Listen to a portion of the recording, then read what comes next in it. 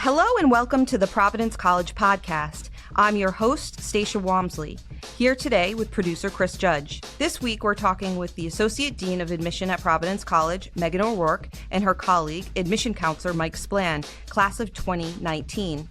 Megan and Mike, welcome to the podcast. Hi, thank you so much for having us. So today we're talking, it's mid-December, and the recruitment and the admission of PC class of 2027 is well underway. And I'm wondering, Megan, maybe we can start with you. Could you talk a little bit about where we are in the process right now? Yeah, so we have an awesome team in our office, in the admission office at PC. We worked really hard. We received a really large number of applications for early action this fall, just over 8,000. And so we've been working very diligently, and we're able to send out decisions for those early action students on this past Friday evening. So they are set to go. Our early decision 1 candidates have already gotten their decisions, and we are ramping up to begin review for our early decision 2 and regular decision applicants. So as part of this process, the last few years have been anything but standard when it comes to the college search and admission process. And I'm wondering this year, what have been some of the recurring questions that you're getting from families as they're trying to figure out, is Providence College a good fit for me? And maybe Mike, we can hear from you and how you're thinking about this when you're talking to families. Yeah, certainly. I think one of the important themes, and it's always been an important theme, but I think more so since COVID, is return on investment is a big question for families. Thinking through, how many students at Providence are doing, career related experience, whether that be internships, or, if you're an education major, maybe being in a classroom, student teaching, things like that are preparing you to actually get a job upon leaving PC seem to be questions that we get quite a bit. How is Providence College preparing you for post-grad life, for getting a job? And certainly the Career Center is fantastic here, and we rely on them for our yield events when we're bringing students to our campus to kind of make that final decision on, is Providence College the right place for you? We like to involve the Career Center in that. Eileen Wisniewski, for example, has been fantastic of, kind of coming to our shadow days and talking with students about that return on investment piece, because that does seem to be an important factor. In general, though, we encourage our students, even when we're out on the road, that the best way to get to know Providence is to come and see us. There's only so much that, Megan, myself, and the rest of our team can do while we're on the road to talk about Providence, as opposed to actually coming here and seeing it. And most importantly, getting to meet our students and our faculty. But yeah, those are some of the kind of themes that we talk about when we're on the road, especially is to kind of come and see us, and to see, how successful we are in helping students not only enjoy their time here, but be successful when they leave. Yeah. And thinking about what you said about return on investment, I do think that this is one of the things that, I think anybody who is considering a college education, higher ed investment is trying to figure out if they can afford college and afford PC in particular. And we know that socioeconomic diversity is a measure of diversity that does fill out a class that will have varying perspectives and is an important part of what we aspire to at Providence College. So what do you tell families who may be unsure about whether they can afford a PC education and how that fits into the decision making? I think that is such an important question, and we could have an entire podcast series about the cost of education at this point, higher education specifically. What I am really proud of is our financial aid office working to, have families understand the process, have them understand how they can afford a Providence College education. So there's a few different ways that can happen. Students are applying for merit-based kind of automatic scholarship money at the time that they apply. We don't require a separate application for that. But there's also institutional need-based aid in combination with students filling out the FAFSA. And I think that balance of understanding that need-based assistance at PC is part of how we can help families kind of bridge that gap between what they can afford and how they can kind of make sure that Providence is an affordable option. Yeah, and you're talking about talking with and working with families, and I'm a parent of two children who've been through the college search, and I remember how exciting it can be, but also how sometimes stressful the process can be, or maybe confusing, or has a lot of uncertainty as part of the search process. So, how does our admission team help the whole family as part of the process? And also, I'm curious. Megan, certainly you've been doing this for quite a while, been in this field for with a lot of experience here. Has parent involvement changed, and how are we trying to meet that need today? Yes, the parent involvement has definitely changed from the time that I started working in college admissions in 2006 to now where we are. I think part of it stems from the pandemic. I think the pandemic and COVID-19 changed a lot of the work that we do and the way that we do it and the ways that we interact with students and families and school counselors, right? There's that has kind of changed our process a little bit. That said, I think parents, especially right now, families, especially right now, want to ensure that students are getting the most out of the 4 years that they're going to spend with us.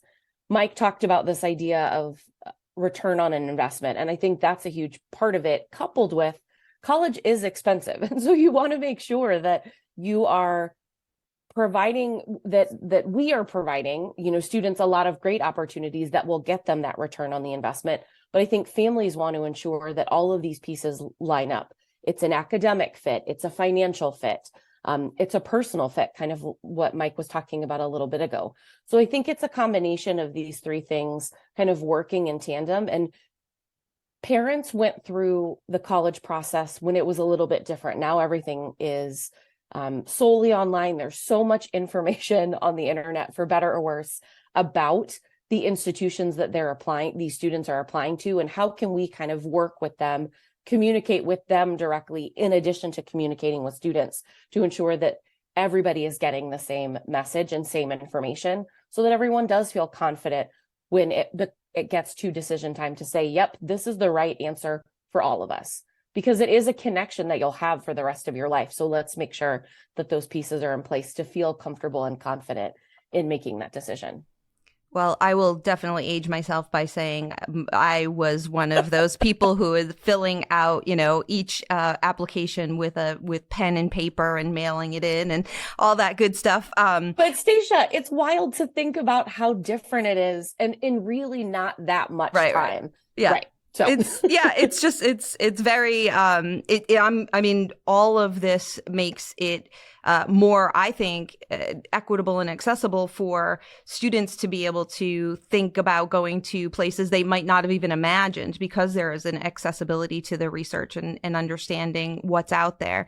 But I wanted to say, Mike, you're a member of the class of 2019, so the process was probably not wildly different, even since you applied to PC.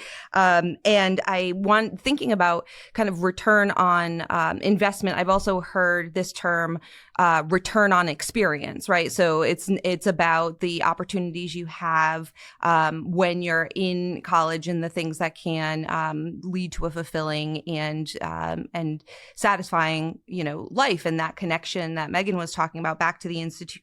Can you talk to me about, so I'm seeing that you were a double major in theology and management, which is probably a little different than, what you might find at other institutions. But here at PC, we see combinations like that all the time.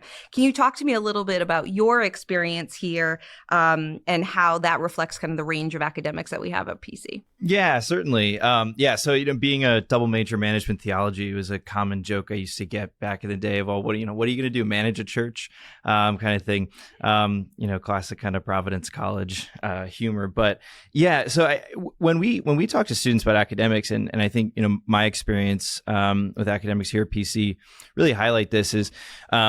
And to bring Eileen Wisniewski from the Career Center back into this, she always says to our prospective students that it's important to not come into PC with blinders on. A lot of students who maybe declare a major up front, certainly many of those students know for a fact that that is what they want to do and what they want to study and where they want to land, and that's great. But Providence has such a wide array of academic offerings that it's important that we encourage our students to come in here and be open to exploring other fields of study. A good portion of our students come in undeclared, and that was my experience myself. And I declared management very early on, but it wasn't until taking part in the core curriculum courses, development of Western civilization, the foundations level theology and philosophy courses, that it kind of piqued my interest in theology, and what started out as a minor, thanks to faculty members like Dr. Rick Berry, Dana Dillon, or some that come to mind to me. I was encouraged to pursue it as not only a minor but as a double major in theology, and obviously there are no overlap between business management courses and theology courses at PC. But that's the experience of so many students here, is they have the opportunity to not only study what they want to prepare them for the professional life, but you can study things that are important to you personally, and things that you just have an interest in learning about and a desire for that knowledge. And so, that's what we encourage our students to do, is to be open. Be open to becoming interested in something that you didn't think you were before. And you have the opportunity and the support here at Providence to actually, study whatever you want and kind of make that, make your academic progression your own. And may I ask, were you able to complete the double major in 4 years? Certainly, yeah. I was able to complete the double major in 2 years. I received, Bachelor of Science in Management, Bachelor of Arts in Theology. I was able to study abroad during my time here. Even being a double major, and that's the experience of most of our double majors, I would say. It's certainly tedious, and especially the fact that there's no overlap in those two subject areas. But that's it's a testament to our advising. When you meet with your advisors, they're prepared to make sure that you're able to graduate on time and have the full academic experience that you want. So I'm going to change gears a little bit, and Megan, I'm wondering if you could talk a bit about the Nursing and Health Sciences program at Providence College, because that is new this year and there's a lot of interest. Can you talk about how we are reviewing applications for these two majors, specifically health sciences and nursing, which are the two newest majors at the college? For us, I think it was a matter of doing our research and being thorough and diligent in how we were going to work through the review process. Our office wanted to kind of get the lay of the land. And so what we were able to do, we did a lot of research. We spoke with some of our peer institutions. We were working hand in hand with the School of Nursing and Health Sciences, and kind of built our review around what we knew, the information we gathered, and the research that we had, to ensure that students would get a fair review from Providence College, just like all of our other applicants, but kind of drill a little bit deeper when it comes to kind of the preparation for both of these programs. I've worked at a couple of other institutions in my admission career that have these kinds of programs, and they are pretty rigorous academic programs. And so you want to ensure that students have the ability to move through those programs seamlessly, that we're setting them up for success. Given the competitive nature of the program, because there is a finite number of spaces in each program, we knew that the balance of making sure that the student had a fit to Providence, but those kind of necessary preparations in science and math specifically were in place in the high school curriculum. So that's really where we started. We are a test optional school. We've been test optional for many years, since 2006. And so it really came down to looking at that academic program as kind of the specific points for both nursing and health sciences to ensure that fit was there. Our review process looks pretty similar in a lot of ways from these programs in comparison to the other majors that we offer. And so our goal, like I said, is to get those students to PC and have them be successful in either health sciences or nursing. So that's kind of how the review process started. And I think we were really successful in being able to do that. And what are maybe some of the different types of questions you're getting from students who are applying for these programs? Is it very similar to what you're hearing from our students in other programs, or are there some specific questions that are important for students applying for these two programs to have answered? Yeah, well, I think that certainly we've received a lot of questions about the difference between health sciences and like a biology, biochemistry on a pre-med track. Those questions have been coming in, and those are things that, as an institution, we're working out ourselves. But essentially, health sciences is that major that you would choose if you want to go into any health-related career that is non-medical school related, right? So things like physical therapy, occupational therapy, sports medicine, are just some examples, so kind of working with students to decide which major is best for them. If I want to be a surgeon, right, it would be best for me to apply as a biology or biochemistry major on the pre-med advisory track, en route to medical school. If I want to be, a physical therapist, it's for health science. So those questions certainly coming, as well as, again, going back to the idea of, being successful upon leaving Providence, what kind of clinical, placements are available to the students in the nursing program? What are our facilities going to look like in terms of actually preparing students for real world nursing experience? So, all of those kind of questions, we've, like Megan said, we've worked really closely with the dean of the new school, the School of Nursing and Health Sciences, with everybody on that team, just to make sure that we have all the right information to answer these questions properly. And we did have Dean McGinnis on the podcast in September, and he was able to talk a little bit about kind of what's coming up for this program, and also talk a little bit about how certainly this is something there are many, many PC graduates who are in health sciences and nursing, and this it was a natural fit for us to add these programs from undergrad preparatory success for those people who have that interest. I'm wondering if you could talk a little bit about Providence College as a primarily white institution. So this is another area where I know the college has in its strategic plan that we are interested in diversity, equity, and inclusion. And as a Catholic institution, that this is, it's very much in line with our mission to have people from different backgrounds and different perspectives as part of this community. So I'm wondering if you could talk a little bit about the what we offer in terms of supporting those folks who are not white in their search in looking at Providence College specifically.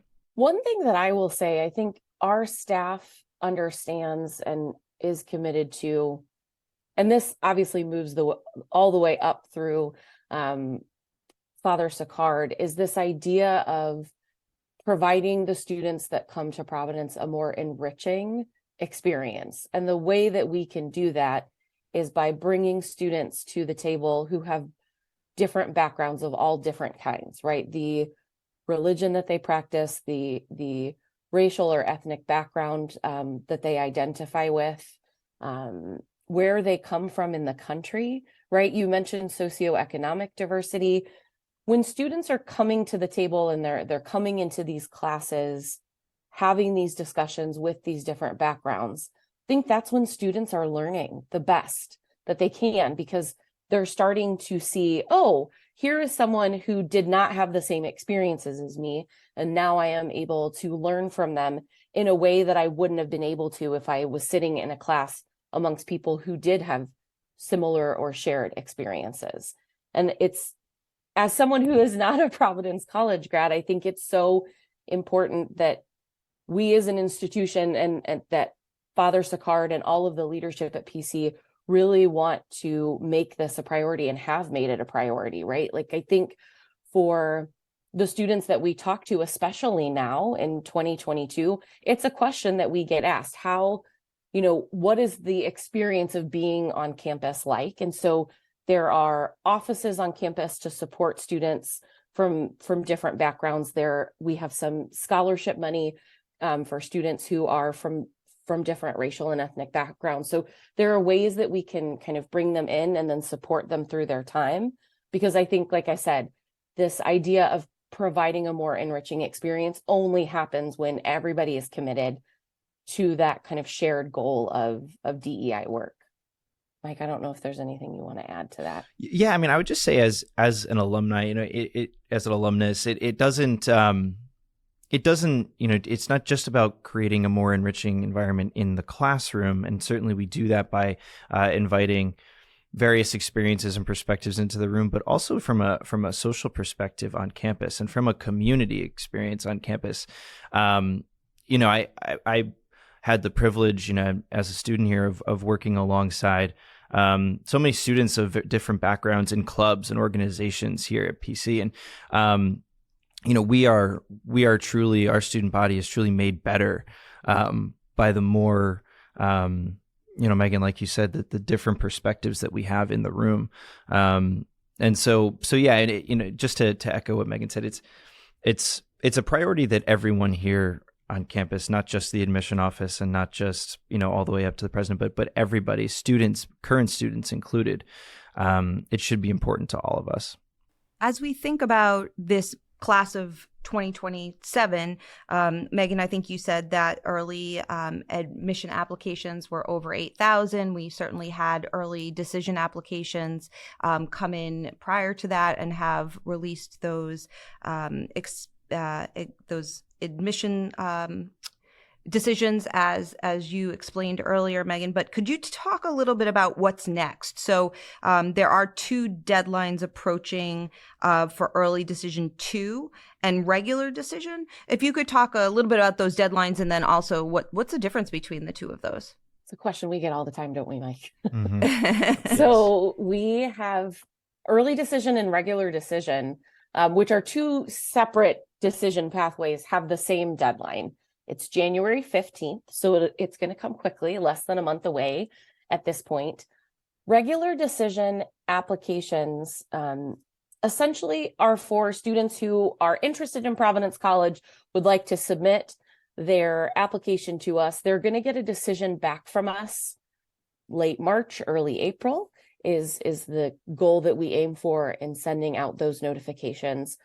Early decision 2 is a little bit different. So I always, when I talk to students, and Mike, jump in at any point, but with early decision applicants and students who are interested in that process, it's really a sign of like, this is my number 1 school. This is the place that I want to come to.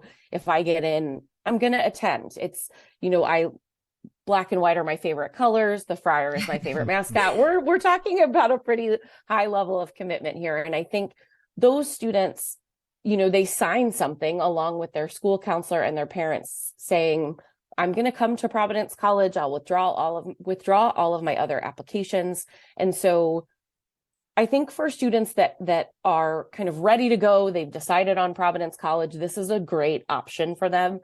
The students who apply early decision 2 usually hear in late February, give or take. So timing wise, you're going to hear a little bit earlier. Mike, I don't know if there's anything else you want to add to that. No, I think you did a great job of talking through those different decisions, and for early decision 2, I think especially helpful for students who maybe were applying to other schools at early action and didn't get favorable decisions, and now are making a decision of where they want to land. Early decision 2 kind of gives you that opportunity to kind of reevaluate your options kind of after early action. So I'm I'm glad that as an institution and as an admission office, we offer early decision opportunities for students at both the November 1st deadline as well as the January 15th deadline. Well, we have a few minutes left, and I wanted to ask you a question about something that I think is pretty interesting about our application process. And that is that there's something pretty cool about our supplemental essay here at PC. So Mike, I'm wondering, could you tell us a little bit what is a supplemental essay? How is that part of our process?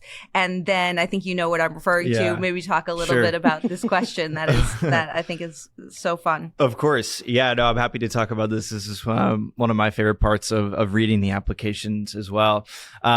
So the supplemental essay in general is an opportunity that we offer on our member page on the Common App. So on the Common App, there are kind of the standard parts of the Common Application. There are, the resume section where you can kind of fill in your extracurricular activities. There's the essay. There are, places to submit letters of recommendation, things like this. But we have our own Providence College member page on there that students who are applying to PC complete. And it asks some PC specific questions. It's not, too complicated, but we offer an opportunity for students to submit a supplemental writing piece. And it is optional. But as I always tell students, anytime a college, whether it be Providence or anywhere, gives you the opportunity to kind of write more about yourself and give them more content, it's certainly advisable to do so. But we offer 3 different options. And I know which one you're getting at. The other... there are options that are, allow students to explain their academic interests. So if they declared academic interest, they can explain that. They have the opportunity to pose a question to the Providence College community, sort of keeping up with the DEI initiatives that we spoke about, like kind of asking a question to the PC community to kind of prompt conversation and discussion. And then the third one, which I think is pretty fun, is ask students, what would your theme song be if you could choose a theme song? And Megan would certainly attest to this too. We've gotten some great answers since we started doing this. We actually, we put together a little playlist on Spotify actually for last year's incoming class. Oh, so cool. That was compiled with a lot of the theme songs that students wrote about. And we actually sent them home with that playlist after Admitted Students Day, which I thought was pretty neat. Oh, that's awesome. But yeah, I actually think you can learn. I personally have a passion for music in a lot of different ways. But I think you can learn a lot about somebody by hearing what their theme song would be and kind of the way that music moves them. And I know that, even speaking on that topic, that is the purpose of the supplemental essay more than anything else, is to help us learn something more about you that we wouldn't know having read other parts of the application. So I think talking about your theme song is a neat way to go about that. Yeah, it sounds like it helps us to think about a person holistically, not just by the numbers and how those add up, which, is an important part of factors for success, but also just getting to know somebody is through this question in particular, I think is pretty fun and pretty amazing that we do this, and must be a nice part of the admission application reading process, which can be, 8,000 applications came in for early admission. So do people tend to choose this as a question that they answer? It sounds like the other questions are obviously pretty interesting as well, but it's a mix. Yeah, I would say. Yeah, I don't think we have specific data on, how many students choose which ones. I would say that the supplement about your academic major is probably the most popular and understandably so. Kind of talking about, why I want to study political science at Providence. Which is excellent. But the theme song is up there too. We get quite a few theme songs, and I definitely enjoy reading those. Well, Agreed. that certainly leads me to my last question. And Megan, we'll start with you. So what would your theme song be? I have to ask. It's very fun. So we have had a lot of debates about this in our office, what our theme songs would be. And I'm sure it probably changes, but right now I'm come from a Bruce Springsteen family. My parents are huge Bruce Springsteen fans. And so when we were little, my sisters and I would just be singing along to the records that my parents would play of Bruce Springsteen. So that said, I'm going to go Thunder Road. It's one of my favorites. Bruce. I love That's it. a great one. Kind of keeping in theme and this will be no surprise to Megan or anybody who's listening who knows me, but I'm a big Dave Matthews Band fan. I have been for quite a few years, and I would say my theme song of theirs, maybe not necessarily my favorite song of theirs, but one that would kind of pertain to a theme song would be a song called "You Never Know" by Dave Matthews Band. It's excellent choice. Yeah, it's a good one, right? It's sort of a deeper cut, but it's essentially, it's about not wasting time in your life, but kind of taking every opportunity to enjoy and to kind of follow the path that you want to go down without kind of wasting any time. So that would probably be my theme song. Excellent. Have you had a chance to see Dave in concert? I have, quite a few times. Yeah. Oh, okay. Quite a few. Okay. Yep. Awesome. So maybe our producer Chris Judge can maybe we'll find that song and it can play us out. But I want to thank you so much for both of you for being here, especially after in the midst of a very busy admission season, and good luck as we roll into 2023 and finalize the next part of the process and go through the spring welcoming our class of 2027. Thanks so much. Awesome. Thanks. Thank you so much, Stacia. Thank you for listening to the Providence College podcast. I'm your host, Stacia Walmsley, here with Chris Judge. Subscribe to the Providence College podcast in all the usual places, including iTunes, SoundCloud, Stitcher, Google Play, and Spotify, as well as on your smart speaker. And if you like what you hear, please subscribe and share. Thanks for listening.